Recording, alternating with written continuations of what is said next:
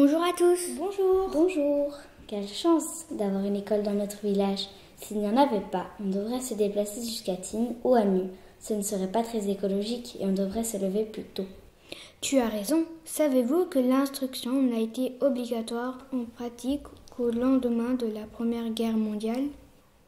Oui, mais il existait déjà des écoles avant.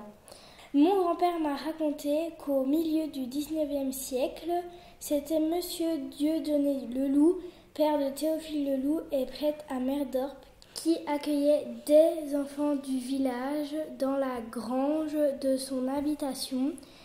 C'était plus ou moins à cet endroit, au numéro 4 rue Coquilhamon.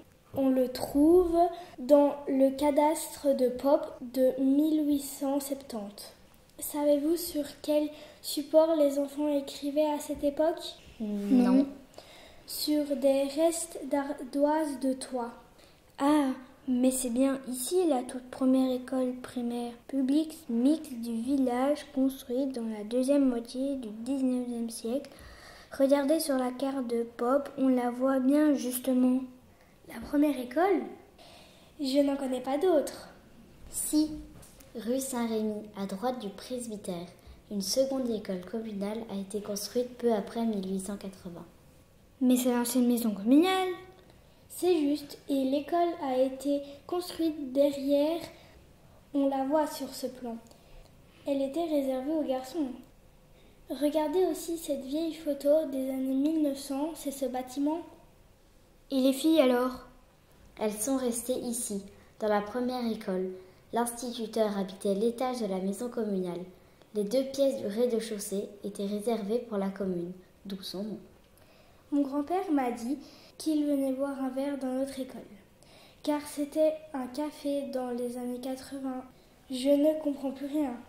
En fait, après la fusion des communes en 1977, beaucoup d'élèves sont allés à Anu, car les moyens de transport étaient faciles alors. On a regroupé les filles et les garçons dans l'école rue Saint-Rémy, et la première école a été vendue. D'où le café à l'école et à côté une menuiserie dont m'a parlé mon grand-père. Et la maison communale, qu'est-elle devenue si toute l'administration se trouvait à Anu? On y a alors aménagé une classe pour les plus petits en 1978. Ensuite, l'école derrière fut fermée, car il n'y avait plus assez d'élèves en primaire. Seule l'école maternelle est restée. Mais alors pourquoi avons-nous cours ici? Eh bien, à la suite de la mise en vente du café rue du Marcat, la commune de Anu a racheté le bâtiment en 1988. L'école a retrouvé sa fonction première en accueillant les maternelles de la maison communale. Et j'imagine que la maison communale et l'école attenante ont été vendues alors.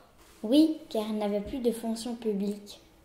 On a bien agrandi notre école depuis. Moi, j'aime vraiment bien l'ambiance dans les classes et les bâtiments plus modernes. En plus, on peut y apprendre les 2 langues du pays.